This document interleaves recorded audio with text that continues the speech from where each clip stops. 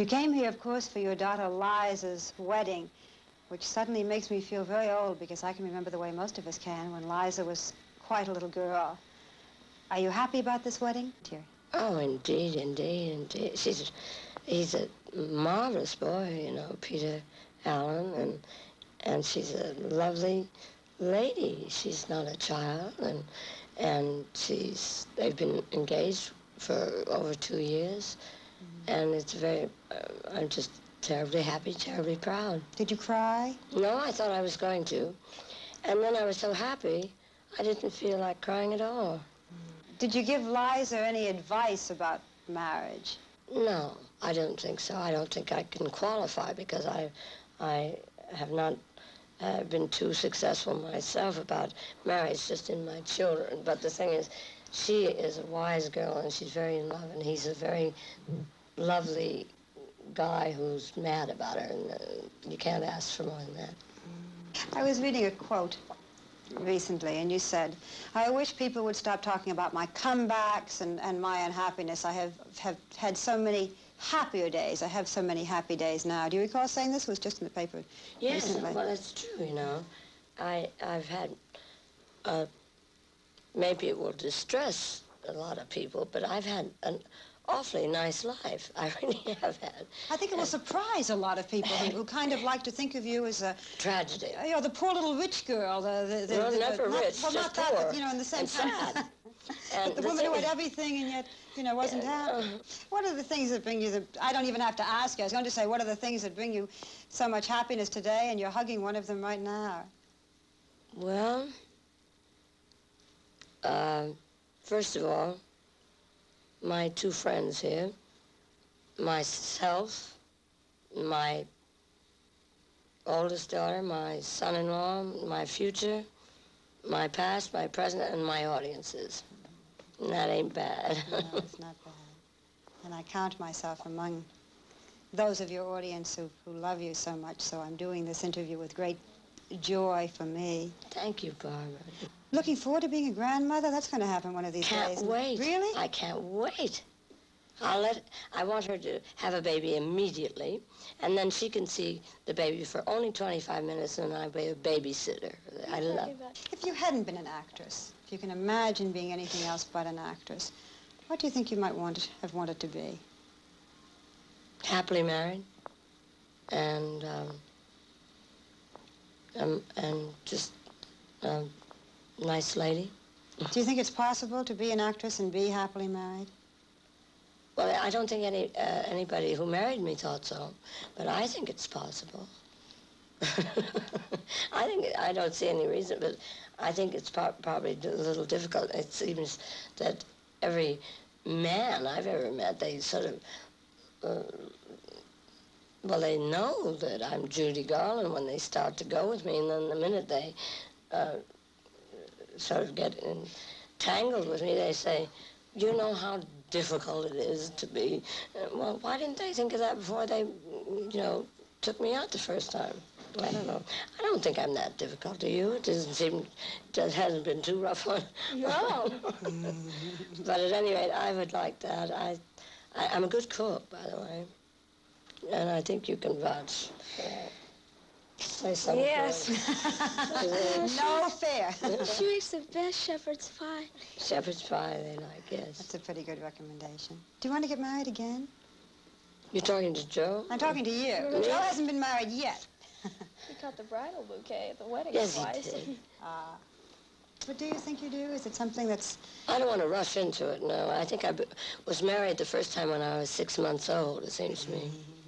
No, I'm not anxious to get married again. I don't see any necessity for that, unless you got somebody in mind. Gee, I don't know. You seem awfully nice. I'm going to look around. Do you enjoy being recognized? Well, I'm sure there's hardly a place you can go to where you're not. I don't like it too much. I wouldn't, it's just sometimes a lack of privacy. It's hard to just grow up in the public eye, and I'm a terrible eavesdropper. I love to eavesdrop and peek through keyholes, and I've never peeked through one keyhole without finding somebody looking back at me. It's terrible. What are you the least tolerant of these days?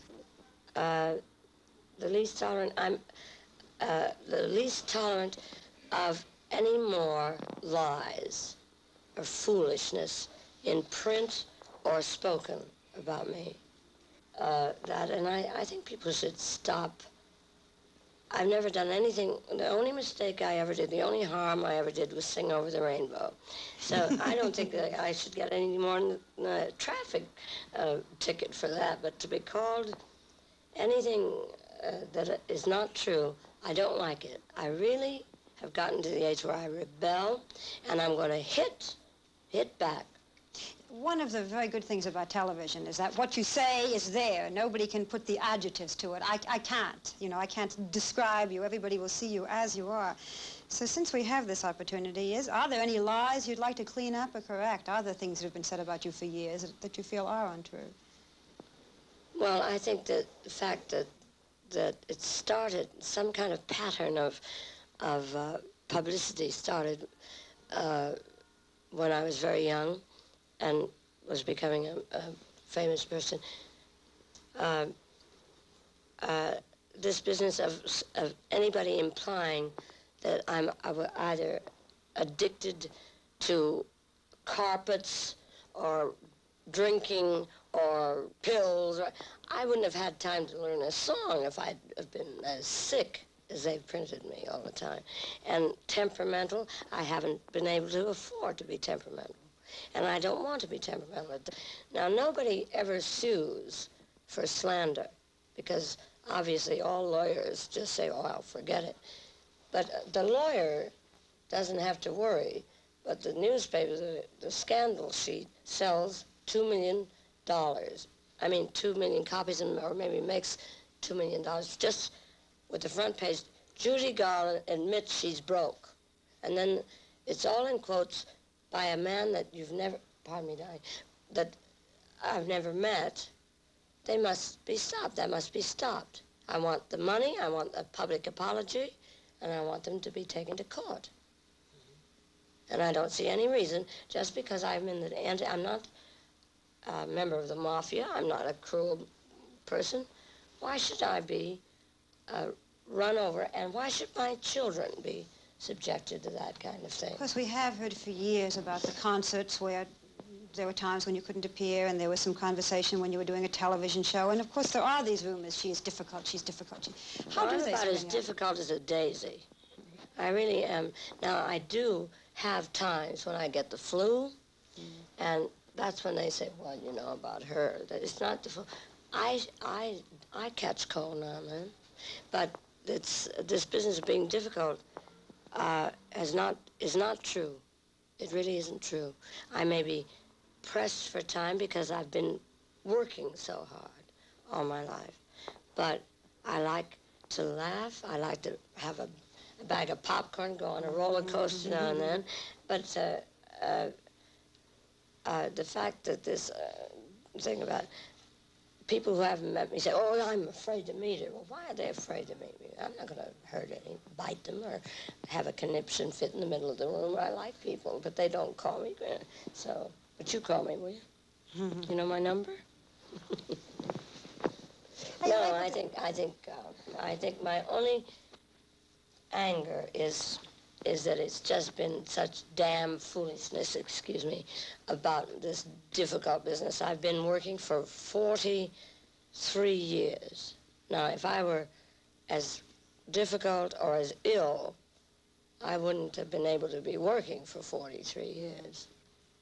So I think it's time to put a stop to all that. I heard recently that you no longer sing Over the Rainbow. I hope that's not true. Of course it's not true. That's the best song ever written. Someone had said Judy Garland isn't singing Over the Now, Rainbow. who said that? And a reporter, and I just heard it last Really? week. What does his wife do, sing? I think she sings Over the Rainbow. She probably... Someday there will be a great deal of applause for a young lady named Lorna. And we asked Lorna earlier if she would sing something for us. This is extremely difficult to do, to sing without accompaniment. And in advance, I want to tell you how grateful we are. Would you do something for us now? Well, I'll try. I do have a sore throat because of the weather in New York. But here goes nothing. About the only one. Okay. Every day when the work is behind you and the shop and the store put the lock on the door, just get away where your worries won't find you. Would you like? Well, I'll tell you more. Don't hang around where the worries and... Go ahead. Don't hang around someplace in town. Go ahead. When the evening comes, there's so much to do. You gotta put on a dress and wear a smile. Just come along with me a while, and I'll tell you, I know a place where the music is fine and the lights are always low. I know a place where we can go.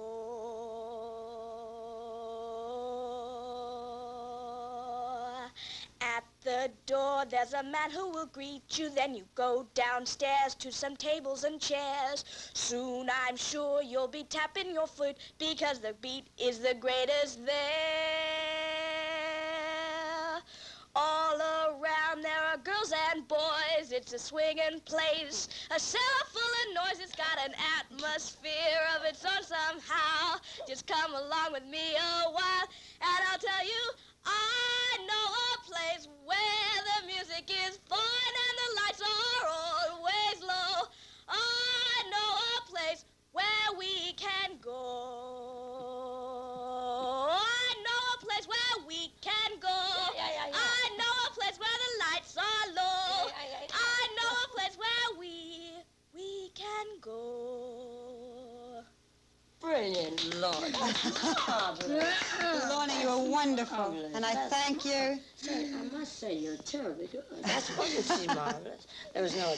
This is one time it isn't motherly proud. You are Thank you. Everybody applaud now. And may we applaud you too, Judy Garland. You've been a wonderful interview today. I'm so pleased to have had the opportunity to talk with you. Thank you. I'm so impressed. Thank you, Joe, as well. You're welcome.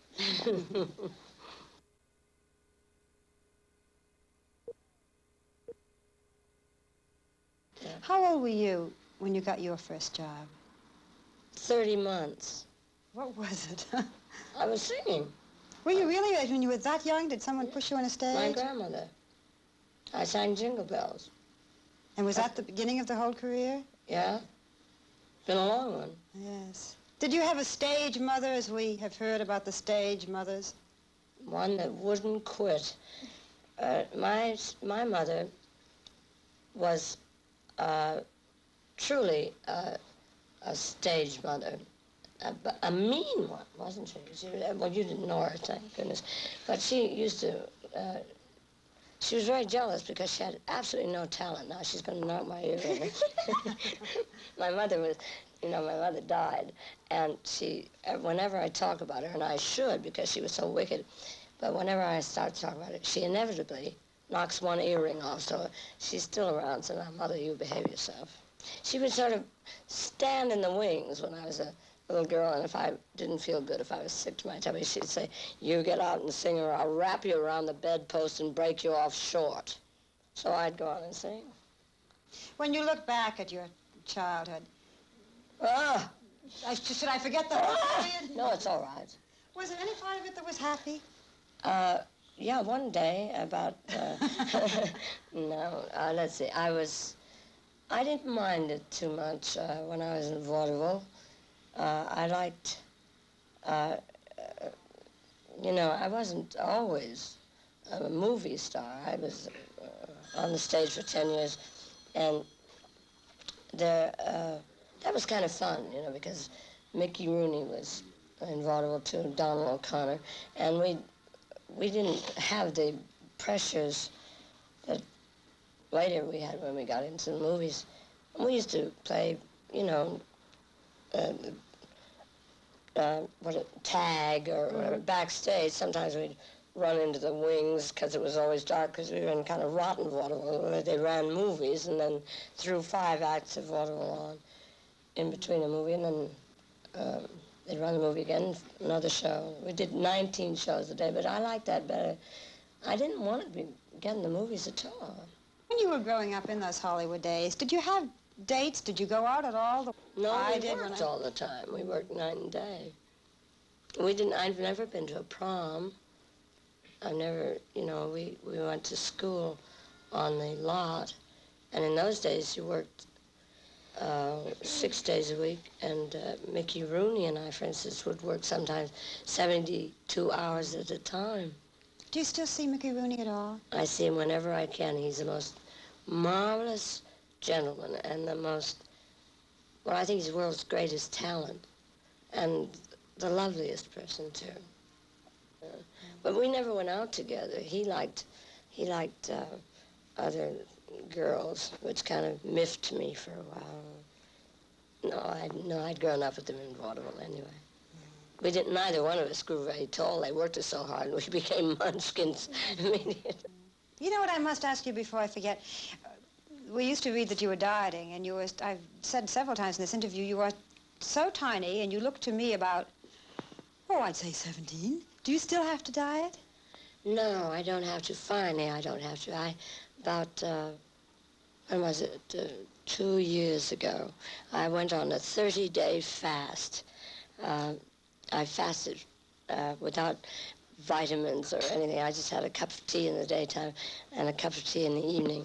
And that seemed to sort of balance my metabolism, so I don't think I'll ever have a problem with gaining weight anymore, I'd never realized that you were so tiny. Movies and television are very deceiving, and when I saw you come out of the room, which is why I keep talking about what a little girl you look like. Could I ask you to stand up next to Lorna so that the world can see that you're a very small young lady? Very small. And you're not where you took your shoes off, I noticed. Yeah, well, I wear those 4.5-inch heels so I can look like I have some status.